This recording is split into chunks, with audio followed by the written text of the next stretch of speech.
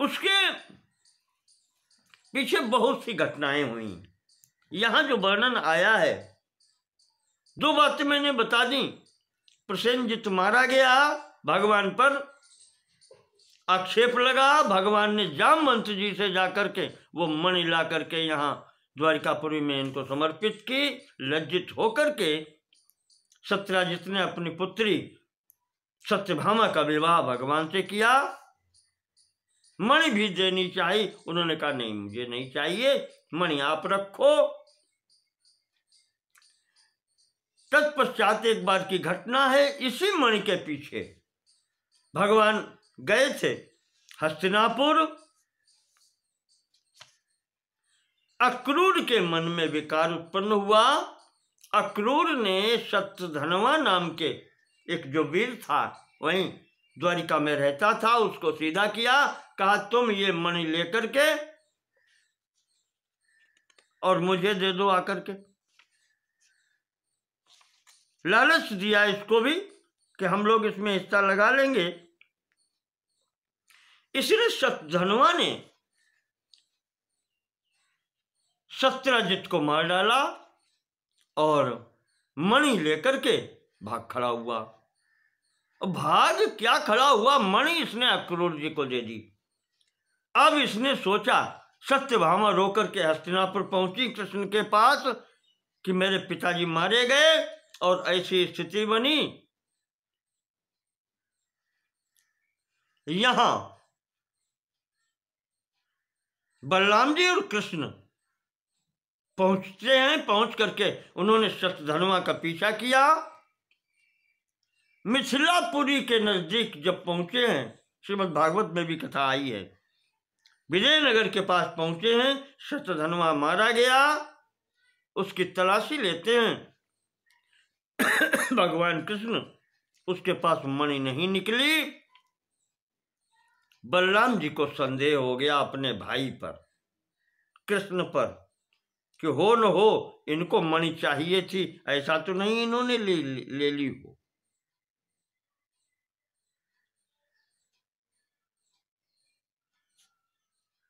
वो कुछ रुष्ट होकर के उन्होंने कृष्ण से कहा कि धिक्कार है, धिक्त्वाम यस्त्वमेवं अर्थलिप्सु रेतस्य ते भ्रातृत्वान् मया क्षान्तं तदयम् पंथा स्वेच्छया गम्यताम न मे द्वारकया न त्वया न चाशेष बंधुवी कार्यम। कहा कृष्ण धिक्कार है तुम्हारे ऊपर, मैं नहीं जानता था तुम इतने लालची होगे। एक बार कलंक लग चुका और फिर भी इतने बड़े लालची की हमें लगता है कि मणि तुम्ही ने ली है। तो भाई हो इसलिए मैं तुम्हें क्षमा करता हूं और कुछ नहीं कर सकता, लेकिन जाओ, तुम्हारी जहां इच्छा हो, मैं द्वारका नहीं जाऊंगा। न मुझे तुमसे कोई प्रयोजन है न द्वारिका से, अशेष बंधु भी, किसी से भी मुझे कोई संबंध नहीं है मेरा। अलम अलम एभिर्ममागृतो अलीक पथैरित्याक्षिप्य तत्कथाम कथंचित प्रसाद्यमानोपि न तस्थौ।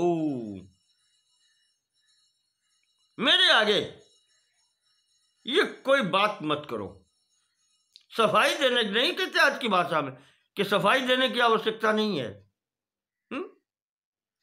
ये शपथ खाने की इनकी कोई आवश्यकता नहीं है।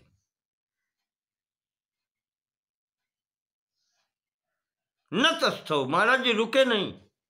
बहुत लोगों ने किया सविदेहपुरीम प्रविवेश, महाराज जी विदेहपुरी मिथिला में चले गए बलराम जी, इनको सबको छोड़ करके। महाराज जनक ने उनका स्वागत सत्कार किया, वहीं रहने लगे। भगवान कृष्ण द्वारिका आए, द्वारिका में यहाँ रहते रहे।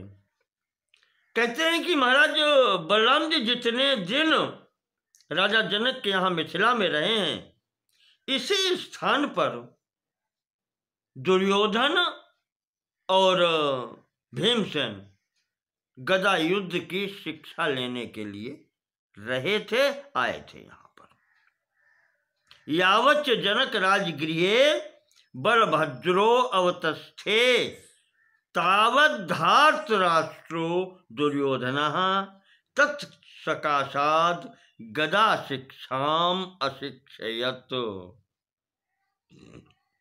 वर्षत्रयांते च बभ्रूग्रसेन प्रभृतिभिर्यादवैर्न तदरत्नम कृष्णेनापहृतम इति कृतावगतिर्विदेह नगरीं गत्वा बलदेव संप्रत्याय्य द्वारकाम आनीतः। 3 वर्ष महाराज जी यहाँ पर रहे। इसके बाद में ये उग्रसेन इत्यादि जो द्वारिका के बड़े वृद्ध पुरुष थे, ये सब जाकर के महाराज बलभद्र जी को, बलराम जी को मिथिला से मना करके, सब बात वास्तविकता बतला करके कि कृष्ण के पास सेमंतक मणि नहीं है, उन्होंने नहीं ली है, अनुनय विनय करके मना करके उनको घर पर लाए थे कि घर चलो। तो इस प्रकार से बलराम जी को घर पर लाया गया, द्वारिका आए। इसी समय अक्रूर का व्यवहार देख करके बहुत दान यज्ञ करने लगे। भगवान श्री कृष्ण जी ने ये समझा, व्यवहार इनका सब देखा। भगवान कृष्ण, बलराम, उग्रसेन जी ने बैठ करके विचार किया कि हो न हो मणि अक्रूर के पास है, इतना वैभव इनके पास कभी नहीं था, अब कैसे आ गया, क्या कारण है। जो इस प्रकार से स्थिति अक्रूर जी की बन रही है, तो ये देख करके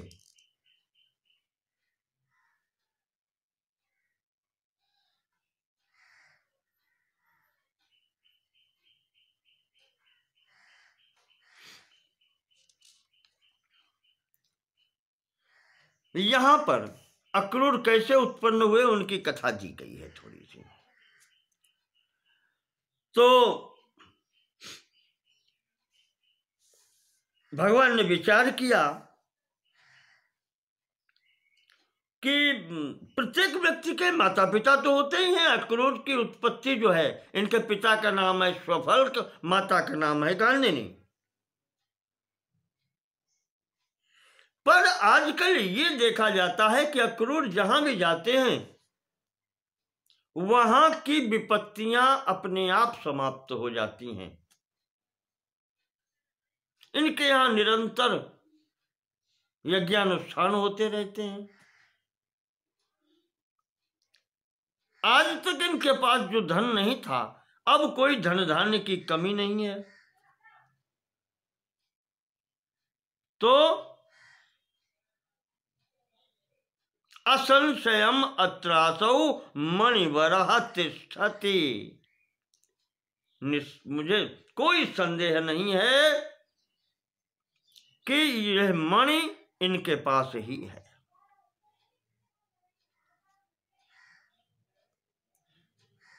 ये विचार करके सभा की गई। सभा में बैठे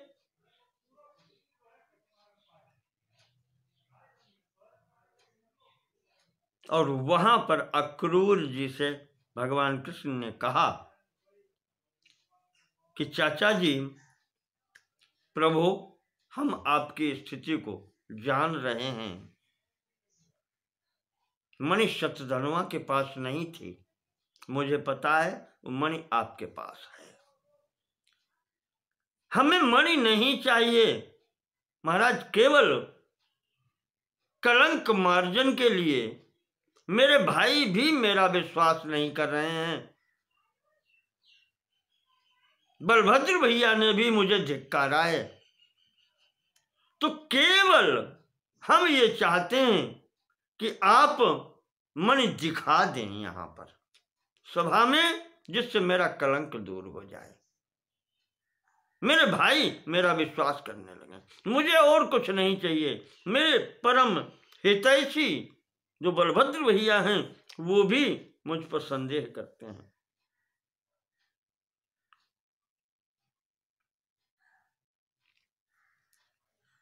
मुझे पता है कि जहां ये मणि रहती है वहां एक का नहीं संपूर्ण राष्ट्र का उपकार होता है।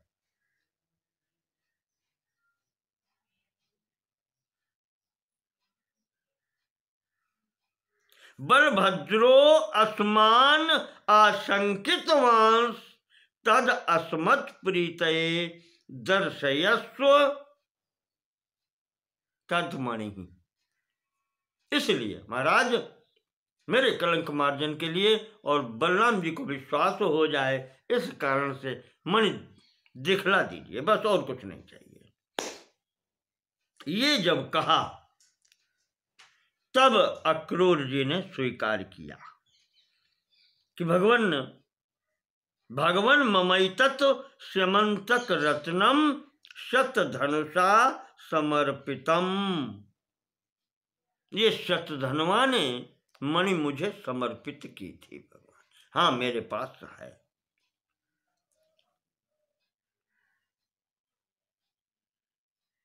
कहते हैं कि मैं जानता था कि एक न एक दिन इस मणि को मुझसे मांगा जाएगा, इसलिए हमने इसको सुरक्षित अपने पास रखा था। मैं स्वयं में लज्जित था, इसलिए आपसे कुछ कह नहीं सका। अब ये मणि आप लीजिए, आपकी है, क्योंकि अब सत्यजित के और कोई संतान नहीं है, तो इसके अधिकारी आप हैं। अक्रूर जी ने वो मणि निकाल करके वहां पर सभा में दिखलाई, तो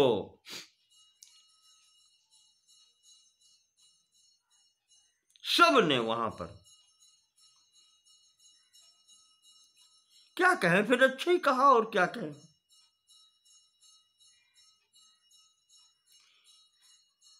बलराम जी कहने लगे तम आलोक्यातीव बलभद्रो ममायम अच्युते नैव सामान्य समन्वीक्षित इति कृत स्पृहो भूत। बलभद्र जी ने भी कहा कि कृष्ण की क्यों, कृष्ण और मुझ में क्या कोई अंतर है? जो वस्तु उसकी है वो मेरी भी है। अर्थात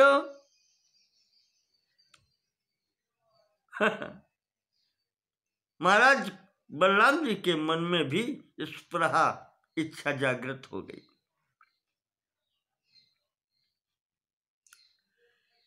जब ये स्थिति देखी तो सत्यभामा जी ने कह दिया ममई वायम पितृधनम इत्यतीव च सत्यभामापि स्पृहयान चकार, कि ये तो मेरे पिता की है, तो उत्तराधिकारिणी इसकी मैं हूं,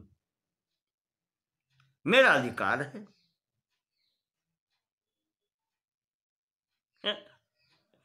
ये स्थिति देखी, उधर बड़े भैया ने कह दी हम भी अधिकारी हैं, इधर सत्यभामा भैया और पत्नी के बीच का मामला देख करके भगवान ने सोचा ये तो बहुत विचित्र स्थिति हो गई। अब उससे किसी से हम मना भी नहीं कर सकते, किसी एक को दे भी नहीं सकते। ये जब स्थिति देखी तो सकल यादव समक्षम चाक्रूरम आह, संपूर्ण यादव कुल की जो वहां पर सभा चल रही थी महाराज अक्रूर से कहने लगे, एतद्धि मणिरत्नम आत्म संशोधनाय एतेषाम यदूनाम मया दर्शितम। कहा, चाचा जी, मैंने अपने कलंक मार्जन के लिए, अपना कलंक छुड़ाने के लिए आपसे कहा था कि ये मणि दिखला दो केवल। मैं आदर्शितम एतच्च मम बलभद्रस्य च सामान्यम पितृधनम चैतत् सत्यभामाया नान्यस्यैतत्।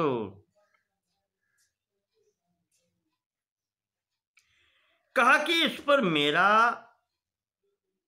और बड़े भैया का अधिकार है, और सत्यभामा की तो ये पैतृक संपत्ति है, पिताजी की, उसका भी अधिकार है। इसके अतिरिक्त और कोई इसका अधिकारी है नहीं।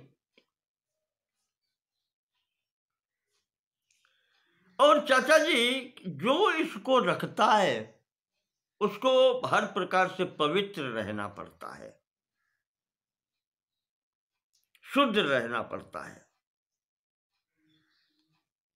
ब्रह्मचर्य इत्यादि नियमों का पालन करना होता है, तब ये मणि एक का नहीं, संपूर्ण देश का हित करती है, संपूर्ण राष्ट्र का हित करती है। अन्यथा इसे कोई रख नहीं सकता। अशुद्ध और अपवित्र स्थिति में फिर ये धारक का ही अहित करती है। जो इसको धारण करता है, जो इसको रखता है, अगर वो इस प्रकार से पवित्र नहीं रहता तो फिर ये उसका कल्याण नहीं होता, ये उसको हानिकारक कहते। अशुचिना ध्रियमानम आधारमेव हन्ति। अपवित्र रहकर जो इसको धारण करना चाहता है, उस आधार को ये समाप्त कर देती है। ऐसी मणि है ये। इसलिए महाराज, मेरी इच्छा ये है, अब देखिए बात करने का भगवान का है। भगवान ने कहा, चाचा जी, आप जानते हैं मेरे 16,000 स्त्रियां हैं, तो मैं तो, आप समझ सकते हैं कितना पवित्र और कितना ब्रह्मचर्य का पालन हो सकता है। भैया, बड़े भैया हैं, ये कभी कभी पान भी कर लेते हैं।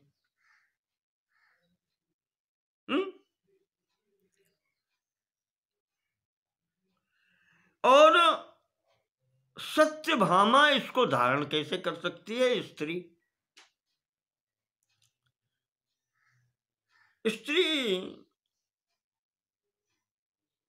किसी भी समय अपवित्र हो सकती है, उसका कोई ठिकाना नहीं है।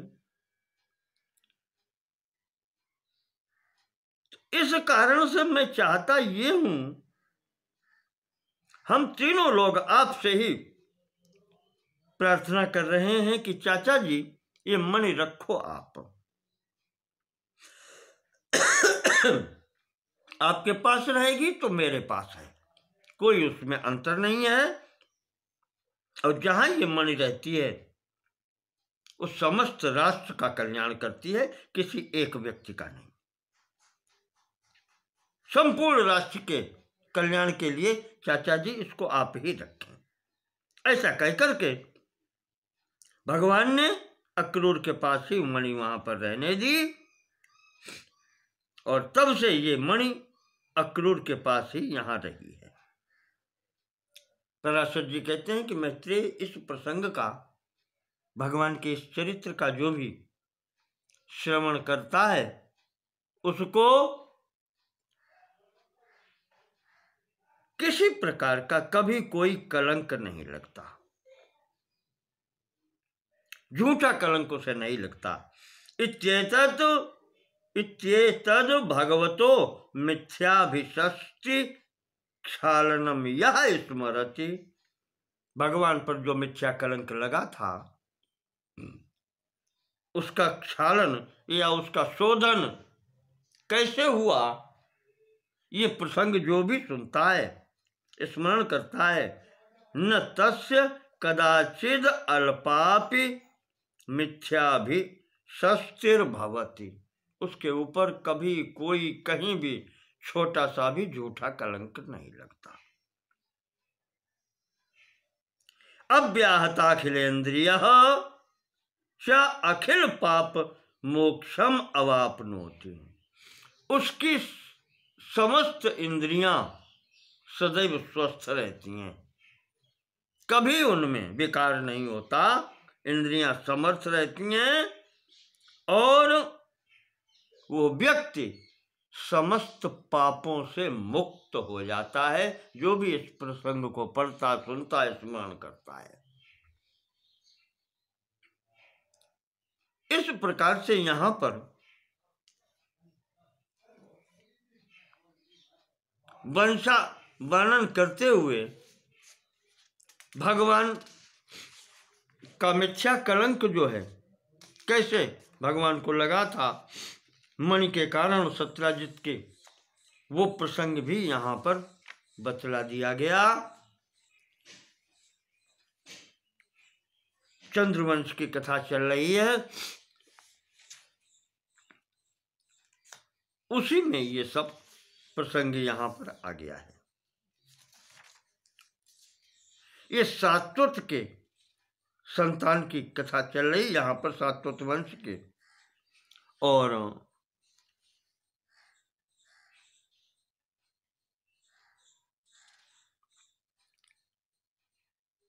यहाँ पर ही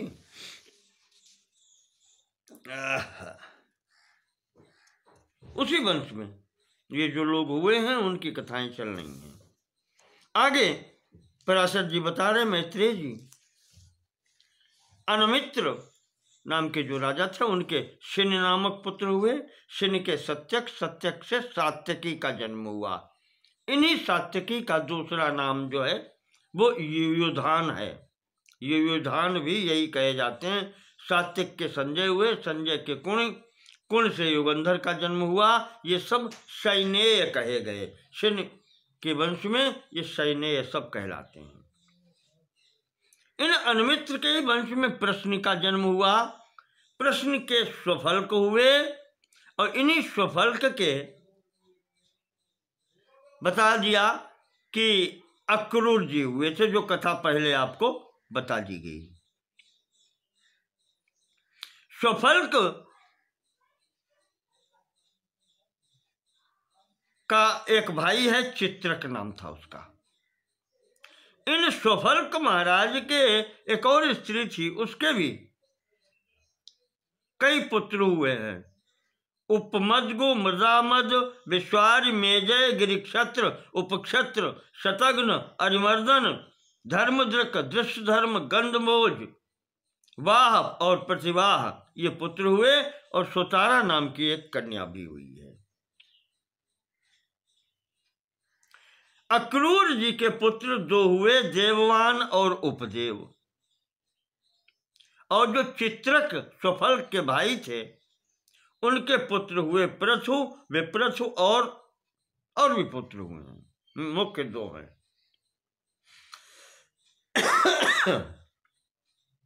इसी वंश में एक अंधक नाम के हुए हैं, उनके पुत्र कुकुर हुए, भजमान, शुचिकंबल और बर्हिस, ये चार पुत्र अंधक के हुए। इनमें जो कुकुर हैं उनसे धृष्ट, धृष्ट से कपोत्रोमा, कपोत्रोमा से विलोमा, विलोमा से तुम्बर, तुम्बर से अनु,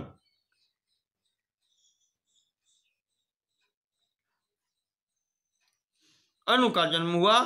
अनु से आनक दुंदुभी, आनक दुंदुभी से अभिजित, अभिजित से पुनर्वसु, पुनर्वस से आहुक नाम का पुत्र और आहुकी नाम की कन्या उत्पन्न हुई। इन्हीं महाराज आहुक के दो पुत्र हुए, एक का नाम देवक और दूसरे उग्रसेन।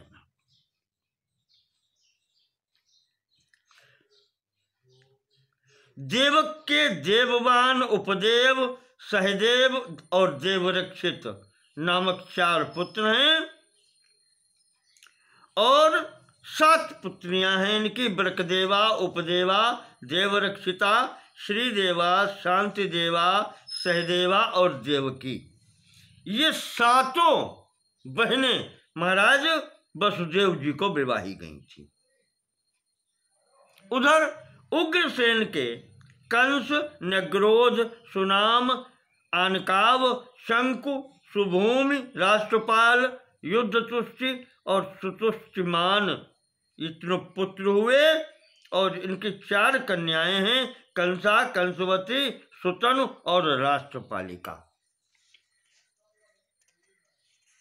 इस प्रकार से यहाँ पर ये देवक और उग्रसेन के संतानें हुई हैं। भजमान जो पीछे बता चुके हैं उनके पुत्र विदुरथ, विदुरथ के सूर, सूर के शमी, शमी के प्रक्षत्र, प्रक्षत्र के स्वयंभोज, स्वयंभोज के हृदय के कृतवर्मा, शतधन्वा, देवार और देवगर्भ। ये शतधन्वा यहाँ इनका पुत्र था। और ये कृतवर्मा जो है, कृतवर्मा के पुत्र को भगवान श्री कृष्ण की एक पुत्री थी, उसका विवाह हुआ था। देवगर्भ के पुत्र शूरसेन थे। शूरसेन के मारिशा नाम की पत्नी थी और उससे वसुदेव जी का जन्म हुआ। वसुदेव जी 10 भाई थे और इन्हीं वसुदेव जी के पुत्र रूप में भगवान कृष्ण का जन्म हुआ था।